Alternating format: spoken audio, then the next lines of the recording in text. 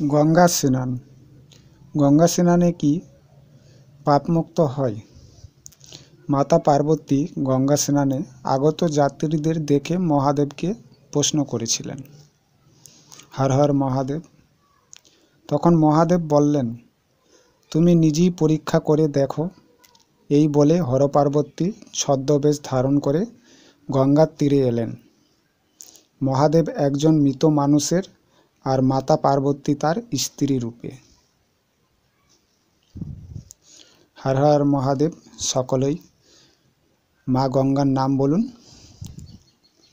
মাতা পার্বতী ও মহাদেবের নাম অবশ্যই কমেন্ট বক্সে প্রদান করবেন।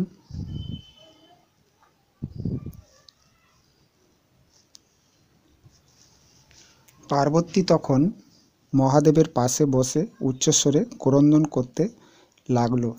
তীর্থযাত্রীরা তখন জিজ্ঞেস করতে লাগলো, কে তুমি, কাঁদছো কেন? তোমার পাশের মৃত সবটি বা কে? তখন মাতা পার্বতী বলল, উনি আমার স্বামী, কিছুক্ষণ আগে মারা গেছে।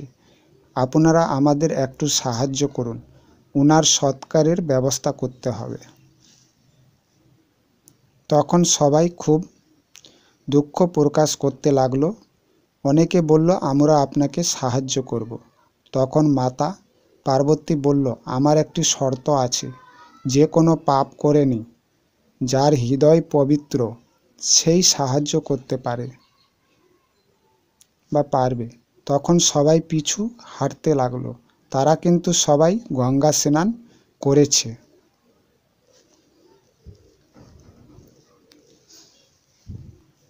তো এটি একটি গঙ্গা স্নানের পবিত্র স্থান মহানন্দা। তারই দর্শন দিচ্ছি আপনাদের ও আমাদের মা গঙ্গা সম্বন্ধে ব্যাখ্যাটি তুলে ধরেছি। আপনারা সকলেই মা গঙ্গা মেলা দর্শন করুন ও বার্তাটি শ্রবণ করুন। তখন ওই পথ দিয়ে এক লোক গঙ্গা স্নান করতে যাচ্ছে পাপ মুক্ত হবার আশায়। সে এমন কোনো পাপ নাই করেনি, খুন ডাকাতি সব কিছু। তখন সেও মাতা পার্বতীকে জিজ্ঞেস করল। মাতা তাকে সব কিছু খুলে বলল আর শর্তের কথা বলল। তখন লোকটি বলল, মা তুমি চিন্তা করো না, আমি গঙ্গা স্নান করে পাপমুক্ত হয়ে তোমার স্বামীকে সৎকার করব।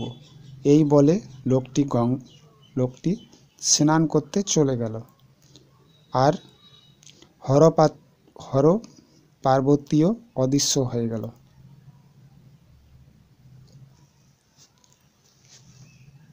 তখন মহাদেব পার্বতীকে জিজ্ঞেস করলেন, কি বুঝলে? মাতা তখন উত্তর দিলেন, যার মনে কোনো বিশ্বাস নাই, সে গঙ্গা স্নান কেন, সারা বিশ্বের মন্দিরে তীর্থ করলেও পাপমুক্ত হবে না। তো আপনাদের বলে রাখি, একটি আমাদের গঙ্গা মার দর্শন করলেন।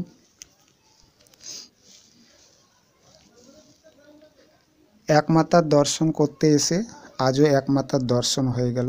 মনসা মায়ের বিগ্রহ দর্শন করুন, সকলেই মাতাকে প্রণাম করুন। তো এমনই বিশ্বাসে মেলায় বস্তু, তর্কে বহুদূর। ভগবানকে পাওয়ার প্রথম ধাপ হচ্ছে বিশ্বাস। হর হর মহাদেব। সকলেই কমেন্ট বক্সে বলবেন। আজ আমি আপনাদের এমনই মূল্যবান সম্পদ দেখাচ্ছি, এই দৃশ্যটি আপনারা মনোযোগ দিয়ে দর্শন করুন। এই মূল্যবান সম্পদটির জন্য আজ আমি প্রাণে বেঁচে গেলাম। ভগবান শ্রীকৃষ্ণের অমৃত বাণী, ভগবদ গীতা। সকলেই এই গীতাকে শ্রবণ করবেন ও সঙ্গে রাখবেন, সাথে রাখবেন। আজ আমার এই গীতার জন্য প্রাণ বেঁচে গেল। যখন ঘটনাটি হয় তখন বহু লোক বলছেন, এ কেমন ভাবে সম্ভব? আমরা তো ভাবলাম তোমাকে গাড়িটি ঠুকে দিল, কিন্তু আমি তখন বুঝলাম, তাই দেখালাম।